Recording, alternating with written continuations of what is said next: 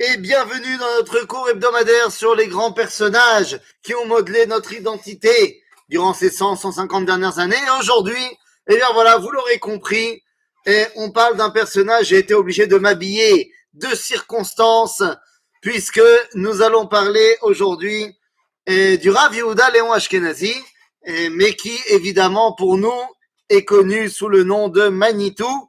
Et c'est pour ça que j'ai été obligé de ressortir eh bien, Machulza des Zei, et parce que si Manitou, Askinan, si on parle de Manitou, eh bien, il va falloir qu'on reparte en arrière dans cette époque incroyable, cette époque des mouvements de jeunesse, et ainsi de suite. Alors, je vais vous dire tout de suite, je suis très très ému de faire ce chiour. C'est pour moi une émotion particulière parce que d'un côté, j'ai jamais rencontré Manitou, mais une très très grande partie de mon identité et de mon identité toranique viennent de lui, puisque je suis l'élève de son élève, et donc pour moi c'est quelque chose de très fort de pouvoir maintenant eh bien retransmettre les grands piliers de l'enseignement du Rav Ashkenazi. Alors justement, toute la question va être de savoir ce soir, est-ce qu'on parle du Rav Ashkenazi ou est-ce qu'on parle de Manitou? Et ça, eh bien, c'est une grande question, et ne croyez pas qu'il s'agit simplement d'un jeu de mots. C'est une vraie question au niveau de est-ce qu'on a compris qui était Manitou ou le Rav Ashkenazi. Et donc, il va falloir qu'on essaie de décider à la fin du cours comment est-ce qu'on décidera de l'appeler. Alors,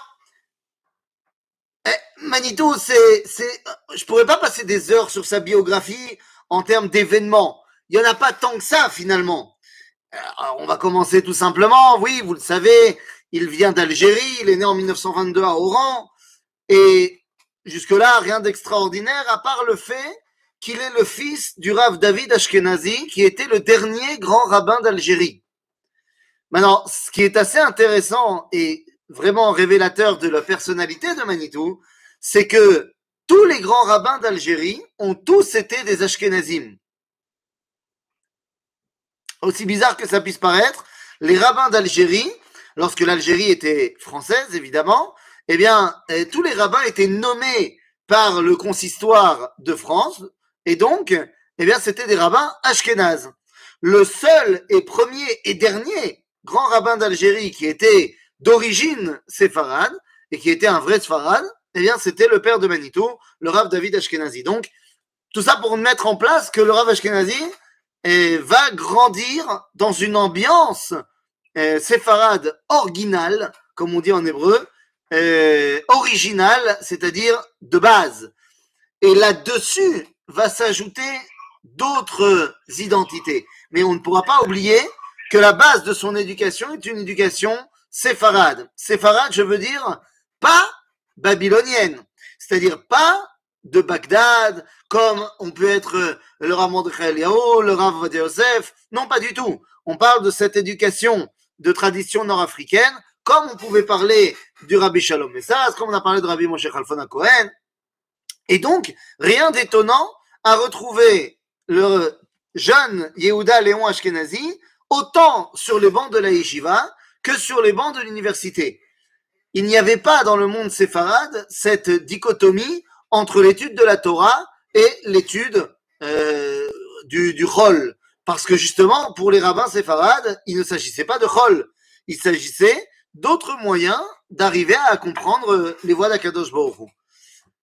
En 1943, il a 21 ans et il est enrôlé de force dans la Légion étrangère française. Nous sommes en pleine Deuxième Guerre mondiale, il a 21 ans et il rentre eh bien, dans l'armée française.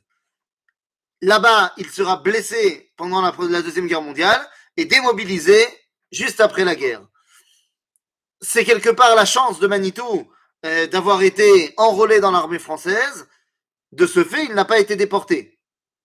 De ce fait, lorsque les nazis ont demandé à Vichy de leur donner des juifs, y compris les juifs d'Algérie, eh bien, tous les juifs qui étaient enrôlés dans l'armée française, eh bien, ils n'étaient pas déportables.